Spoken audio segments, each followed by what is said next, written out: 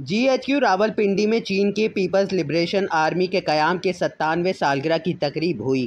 ISBR کے مطابق تقریب کے مہمان خصوصی پاکستان میں چین کے سفیر جیونگ زیوڈونگ تھے۔ تقریب میں چین کے دفاعی اتاشی میجر جنرل وانگ یونگ، چینی سفارت خانے کے حکام اور تینوں مسلح افواج کے اعلیٰ حکام نے شرکت کی۔ تقریب کی میزبانی army chief general Syed Asim Munir نے کی۔ اپنے خطاب میں آرمی چیف نے چینی مہمانوں کو PLA کی سالگرہ کی مبارکباد دیتے ہوئے کہا، پیپلز لبریشن آرمی نے چین کے دفاع، سلامتی اور ترقی میں اہم کردار ادا کیا ہے۔ انہوں نے کہا کہ پاکستان اور چین کے تعلقات غیر معمولی ہیں۔